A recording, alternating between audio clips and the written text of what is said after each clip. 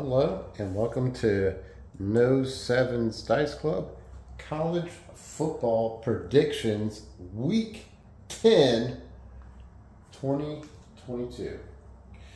Well guys, we are officially in the last month of college football. And then we start, the conference playoffs, the championship games, and then we start bowl season, and then playoff season. Playoffs, as Jim Mora used to say, playoffs. You worry about playoffs? But anyway, at the end of December, and then really looking forward to the new playoff system that's going to happen in 2 to 4 years from now. And on Tuesday, all the rankings came out, and Tennessee is #1, Ohio State's #2, and let me know what you guys think. Do you think Tennessee should be #1? Do you think Ohio State should be #1? Let me know what you think. But anyway, so last week we went 4-2 again. Perfect. That's what I was trying to do. Trying to get 2 solid weeks, go 8-4 in 2 weeks. That's really, 8-4 in 2 weeks. It's 50. It's about, it's not too bad. We're doing good. 8 wins and 4 losses. Hey, look, man, we're above.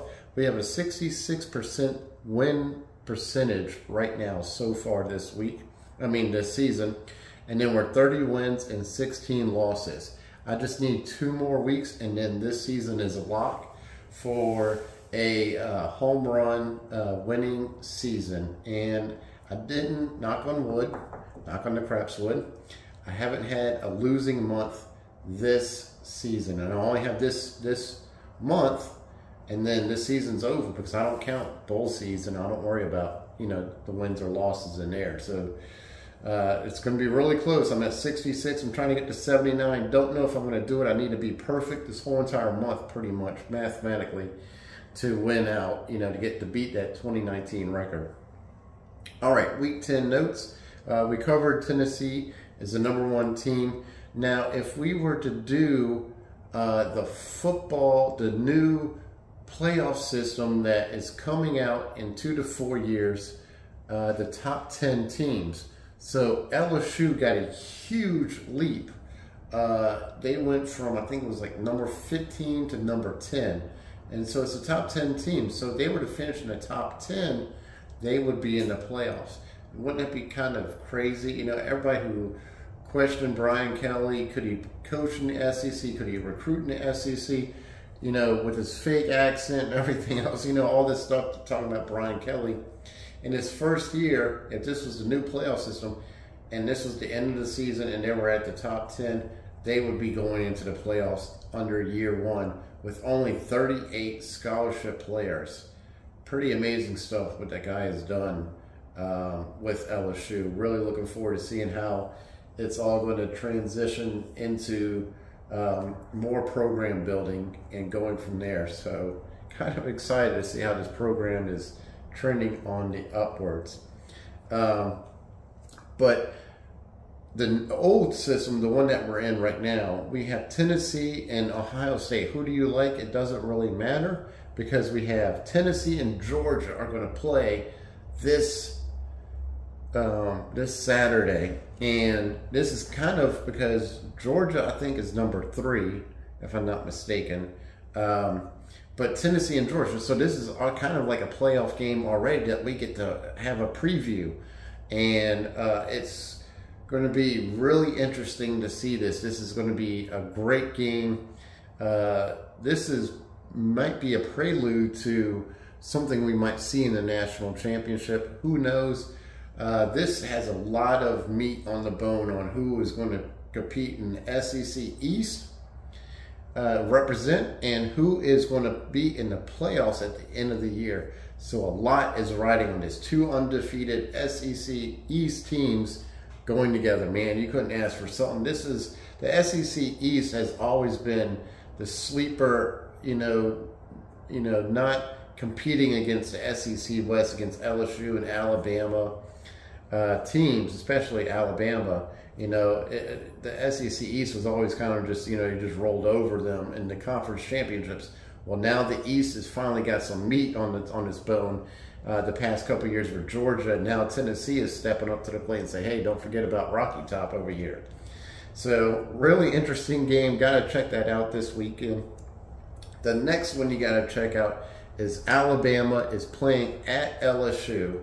And when I checked the spread, it was minus 13.5 favoring Alabama. And Alabama plays a little bit better on the road at Death Valley than they do at home against LSU. So something to keep in mind. This is going to be a really good game. Alabama has really struggled with a mobile quarterback, and Jayden Daniels is a mobile quarterback. So something to keep in mind when you're betting on this. So be very careful. This game, I think, is if LSU plays a mistake-free football and they keep it close going into the fourth quarter, by the middle of the fourth quarter, this game is going to be decided on whoever has the ball last at the end of the fourth quarter. Mark my words for that. As long as they keep it close going into the fourth. We talked about Ohio State being number 2. The first SEC coach has been fired. Well, guys, if you ever want a multi-million-dollar contract, just do a horrible job in the SEC. Just, I mean, don't even care. Just get a big contract like the Auburn head coach who was just fired is getting a $15 million buyout. Man, what more can you ask for? I mean, I want to go coach in the SEC. No Sevens is going to go coach. I'll go coach Vanderbilt. You give me a $15 million job, I'll go win a couple of seasons, and I'll be like, okay, it's time for me to retire. I'm going to play poorly, coach poorly, and then I'm going to take the $15 million. But that's not the way No Sevens operates. I like to compete. I'm aggressive when I compete, and I compete to win. So I don't know if I could do an SEC contract where I'm going to get fired. You know, I want to do everything I can to win. So it might backfire on me. I might take Vanderbilt to the national championship or something, then they give me a really monster contract. Who knows?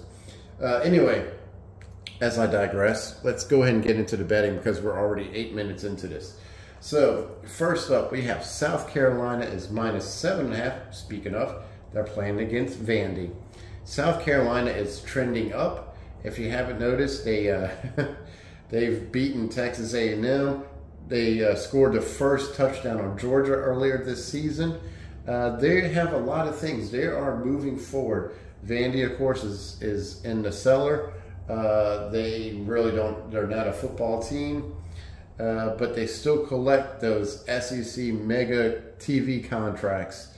So they definitely, you know, while they might not be the prettiest football team, they sit pretty collecting all those huge monster contracts under the agreement of the SEC TV agreement. And that's the reason why Oklahoma and Texas are coming in, because they know that, wait a minute, Vandy is getting all these millions of dollars and we're not getting all these millions of dollars. Something's not adding up here. So anyway, South Carolina is minus 7.5. You can buy down that half a point for 7 if you want to. They play at 6:30 p.m. Central Time. I like South Carolina to go ahead and take care of business, start competing for a bowl, and let's lock them in at South Carolina minus 7.5. Because you know how much No Sevens does not like half a point. I've only won a couple of times on the half. I've lost more games than I won on those half points. I did win one tonight though with the World Series. I had a half a point on the Astros and it paid off. But anyway, we're not here for the Astros. We are doing Michigan is minus 26.5. There's that half again at Rutgers. Man, we just talked about this with South Carolina. Michigan is number 5 right now in the land. They're still going to play for style points. They want to compete, especially because Tennessee and Georgia are competing in the top in that you know, the top 3, I guess you can call it, whatever you want to call it. But Michigan wants to prove to the playoff committee that they belong in this race early on and that they want to be in it. So let's go ahead and take Michigan. I think they're going to cover, easily. I see them having at least 40 to 50 points in this game. Rutgers, maybe 7, because that defense needs to show up and shut down Rutgers. So this is should be a slam dunk. Let's take Michigan minus 26.5. All right. Next up is Texas at Kansas State. God, man, did you watch that game? That was the game last week against Oklahoma State and Kansas State. Kansas State shut them out. That was the first time a top 10 team was shut out since 1960 something. I think it was 67. Could not believe it. They couldn't even, I don't even think they even crossed the 50-yard line, but 2 or 3 times in that game. Kansas State came in there and just manhandled Oklahoma State. And Mike Gundy, man, he was not happy at the end of that. They were saying on that Kansas State game that if Texas came in and they lost this game, that there would be a huge tie because there would be a bunch of 2-loss teams at the top, which is very true. But I don't think Texas is going to go down like Oklahoma State. Texas is trending in the right direction. Kansas State might have a little bit of a hangover after that beatdown and that shutout. So this is going to be a very close game. It's going to be too close to call for a point spread. But I do think we're going to have a shootout. I do think that this is going to be a high-scoring game. I do see both teams probably getting into the 30s, maybe even the 40s. We know Kansas State can get into the 40s. You know, they did it against Oklahoma State. They've done it a couple other times in this season. Texas can do it also, definitely into the 30s. So I don't know who's the winner going to be, but I definitely like the over-under on this game, and it's at 6 p.m. I'll definitely want to take the over on this, and we're going to lock it in at 54.5. All right, next up we have Clemson -4 at Notre Dame. Now take a look at your listings because this game has actually gone down since I took the game. Clemson right now is in some sports books -2.5, -3. I've already locked in my picks at -4, so that's what I'm putting on the board. Hey, I'm kind of rhyming here today. They play at 6 p.m. Central Standard Time.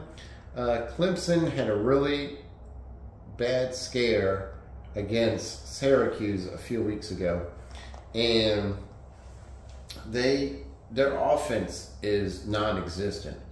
And so I'm going to kind of make everybody scratch their head when I make my pick.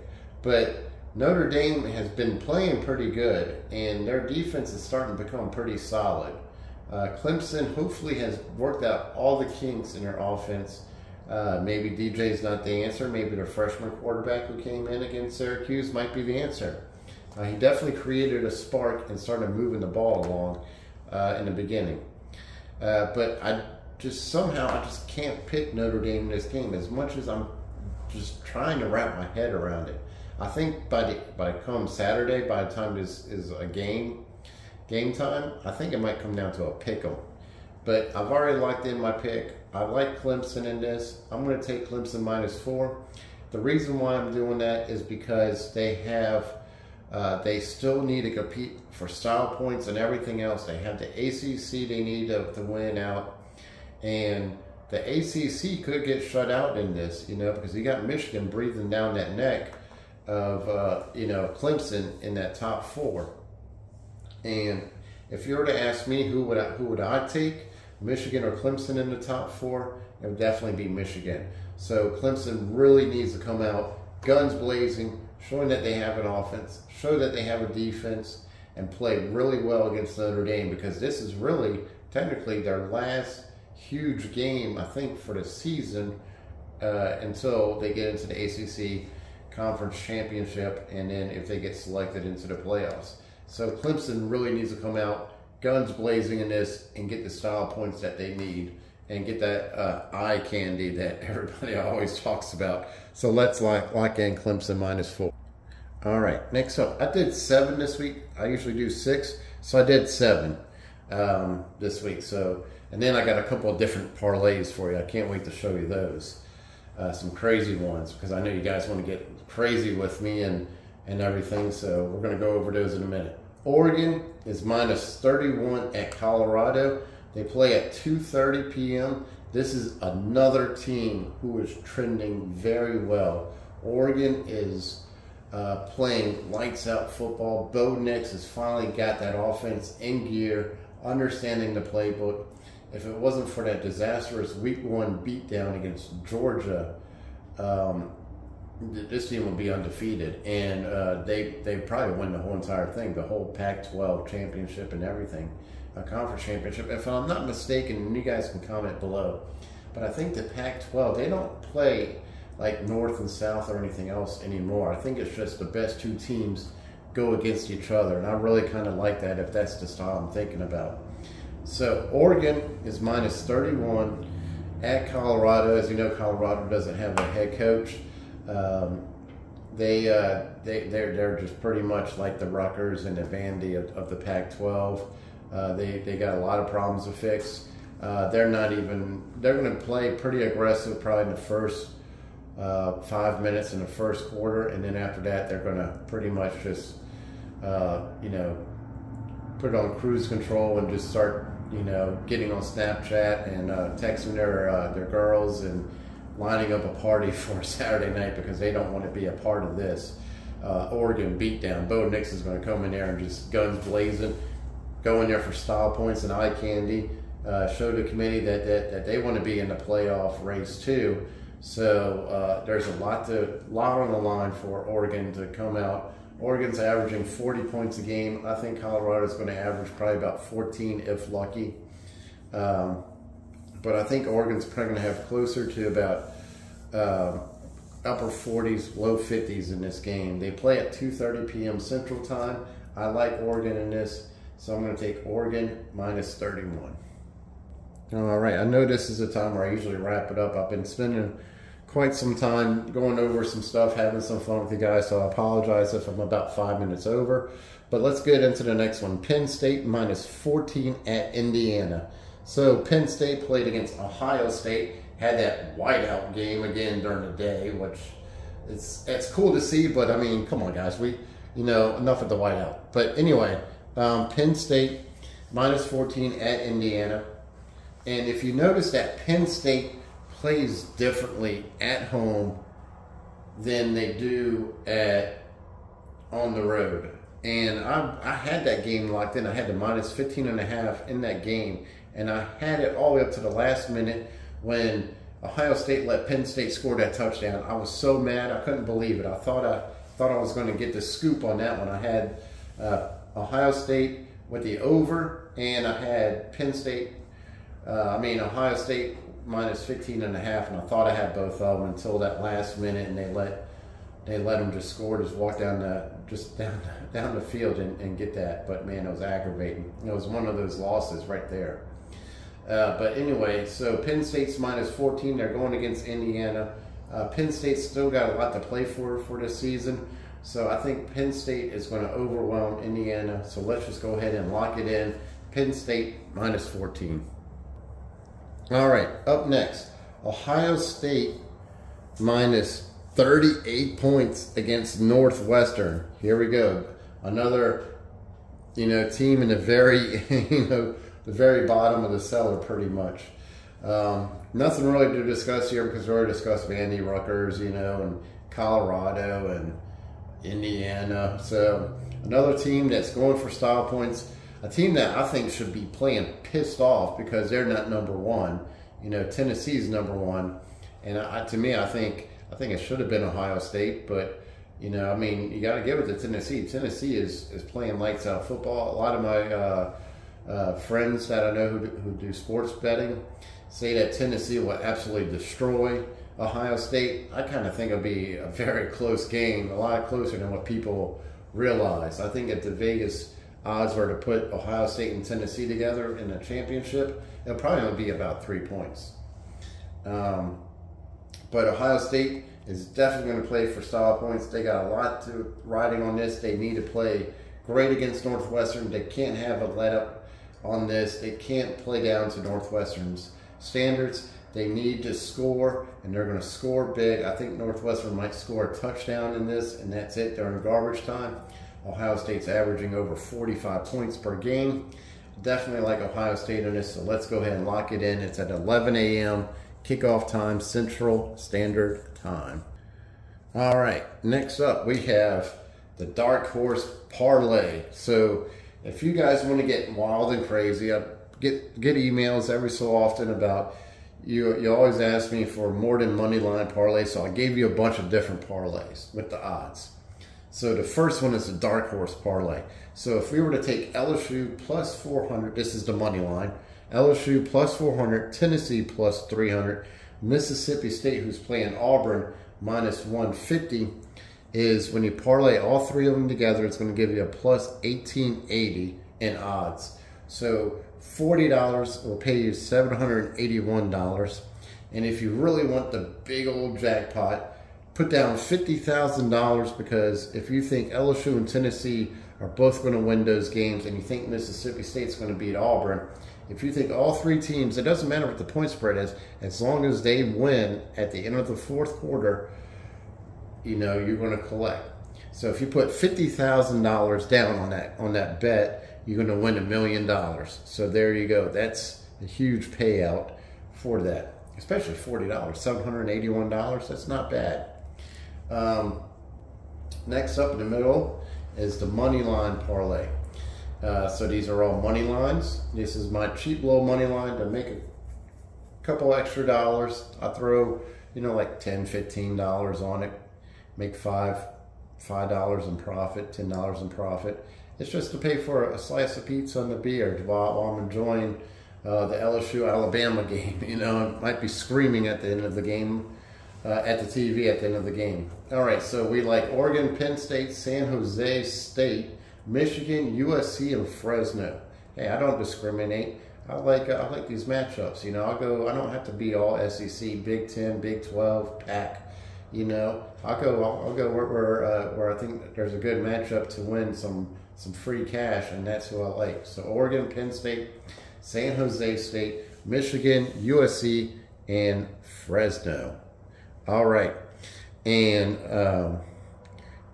no, the reason why I didn't put Ohio State on there was because the odds are so overwhelmingly favored Ohio State that Vegas didn't even worry about it. Next up is the medium money bet parlay. Instead of I have a mega money parlay, but this is the medium money bet parlay. And the medium money bet parlay is Oregon minus 31.5, Penn State money line, Ohio State minus 38, USC money line, Michigan minus 26.5 points. The odds are plus 797. So that's a good medium range, you know, if you want to just pretty much a guarantee win a little bit. Could be a little bit close with Oregon, Ohio State, and Michigan, but we're expecting those to win and win big because those are playing for style points like I've been mentioning. And next up is the mega money parlay. So the odds are plus 2,436. It's more than the dark horse pick odds. So this is for like the big, you know, the big kahunas. You bet $100 and you're going to win. I think it's like $1,500 or something like that. It's insane. So it's Oregon minus 31, Texas on the over at 54.5 because they're playing Kansas State, Penn State minus 14, Ohio State minus 38, and Michigan minus 26.5. I kind of really like this, so I'm probably going to take this bet too. I can't disclose on how much I'm going to bet on this, but I'm going to throw some money on this because the odds are plus 2,436 with those teams that I think are definitely shoo-in to win, unless something disastrous happens. Could be quite a nice little payout, and who knows, you know, I might be able to get some more dice for the craps table or something. So hey, you know, whatever wins. But guys, these are my predictions for week 10. Thank you for being patient with me and going over, you know, a little bit more. Like I said, I'm 5 minutes over. I knew I would be about 5 minutes over. But thank you guys for tuning in. I wish you guys all the luck on your sports betting and you're enjoying college football as much as I am.